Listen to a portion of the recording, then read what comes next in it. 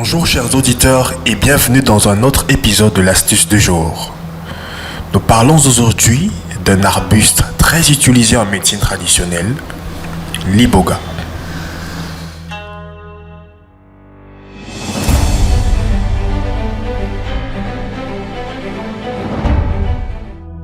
L'iboga est une plante originaire d'Afrique centrale, principalement trouvée dans les forêts équatoriales du Gabon.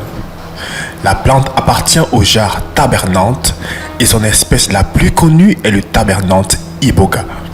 Elle est réputée pour contenir des alcaloïdes psychoactifs, en particulier l'ibogaïne, qui est connue pour ses propriétés hallucinogènes.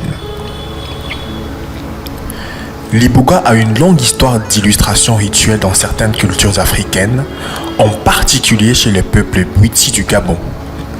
Les membres de cette communauté utilisent l'iboga lors des cérémonies religieuses pour atteindre des états modifiés de conscience, obtenir des visions spirituelles et pour des rituels de guérison. Elle est aussi considérée comme une plante sacrée dans ces traditions. En dehors de son utilisation traditionnelle, l'ibogaïne, un des composés actifs de l'iboga, a également suscité un intérêt croissant en tant que traitement potentiel de la dépendance aux substances psychoactives, y compris les opioïdes.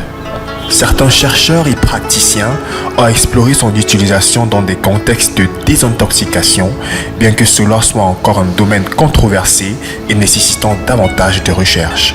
Il est important de noter que l'ibogaïne, en raison de ses effets potentiellement puissants et de ses risques associés, peut présenter des dangers pour la santé et doit être utilisé avec prudence. Son utilisation en dehors des traditions culturelles et en dehors du cadre médical supervisé peut entraîner des risques pour la santé mentale et physique.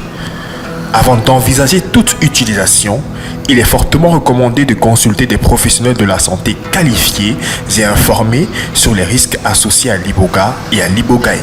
L'utilisation de l'iboga est traditionnelle dans certaines cultures africaines, notamment dans le rituel Bwiti des Mistogo et des Fang du nord du Gabon et du Cameroun, où toute une mythologie de retour au pays des ancêtres s'est développée à partir de cette pratique.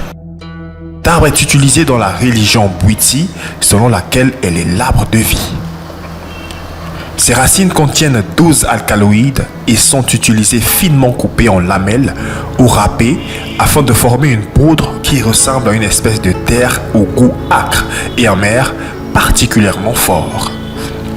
Parmi la douzaine d'alcaloïdes contenus dans l'iboga, l'ibogaïne, psychostimulante et hallucinogène, est la plus abondante.